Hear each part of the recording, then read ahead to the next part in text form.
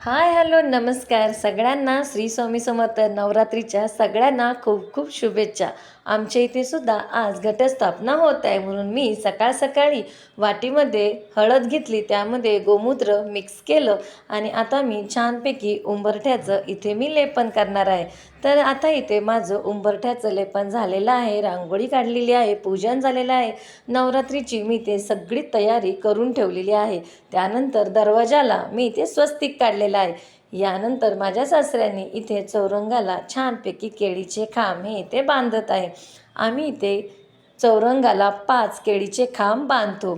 याच्यानंतर आम्ही इथे तार बांधली आहे की तिथे आम्हाला माळा देवीच्या या लावायच्या आहे. यानंतर आम्ही सुपारी म्हणून गणपतीची स्थापना करतो. पंचामृताने आम्ही सुपारीची इथे छानपैकी स्नान घातलेलं आहे, त्याचं पूजन केलेलं आहे आणि आता इथे सुपारी म्हणून गणपतीची स्थापना केली आहे. यानंतर कुलदेवीचा टाक ठेवण्यासाठी आम्ही वरती कळस मांडलेला आहे. त्यानंतर दुसराही कळस आम्ही ते छानपैकी खाली मांडलेला आहे. यानंतर त्या कळसाची आम्ही छानपैकी पूजन केलेलं आहे. यानंतर वरचा जो कुलदेवीचा टाक ठेवण्याचा जो कळस आहे त्याचीही आम्ही इथे पूजन केले आहे. यानंतर आता कुलदेवीचा टाकाची आम्ही आता पूजा करणार आहे. इथे दिव्याची सुद्धा पूजन इथे झालेले आहे. तसेच आम्ही कुलदेवीचं टाकसुद्धा पंचामृताने स्वच्छपैकी स्नान करून यानंतर आम्ही कुलदेवीचा टाक विड्याच्या पानांवर तिथे ठेवणार आहे. प्रत्येकाची इथं ही वेगवेगळी पद्धत असते. यानंतर मी इथे गौरी ही गॅसवर ही गरम करायला ठेवलेली आहे, त्याचा धूप करण्यासाठी. आता कुलदेवीच्या टाकाची स्वच्छपैकी पूजन करून झाल्यानंतर ते छानपैकी स्वच्छ कपड्याने पुसल्यानंतर कुलदेवीचा टाक आम्ही इथे विड्याच्या पानांवर इथे ठेवलेला आहे.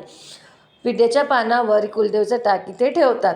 तर अशा प्रकारे आता कुलदेवीच्या टाकाचे पूजन झाले आहे. इथ्यानंतर गणपतीची सुद्धा आम्ही इथे स्थापना केलेली आहे. गणपती विड्याच्या पानावर आम्ही ठेवलेला आहे आणि त्याचे आता हळद कुंकाने पूजन केलेले आहे. छानपैकी आम्ही इथे फूल ठेवलेलं आहे जे जास्वंदाचं आहे. इथे आम्ही देवीचे सुद्धा पूजन झाल्यानंतर हळद कुंकू, अक्षदा, गुलाल हे आम्ही वाहत आहे. यानंतर आता देवीला आता बाबा आता हार घालत आहे. खूप छान प्रकारे ही आमची पूजा इथे होत आहे. ही जी तार बांधली होती ह्याला आम्ही 9 दिवस इथे अशा फुलांच्या माळा इथे लावतो. बरोबर ही माळ कळसावर येते.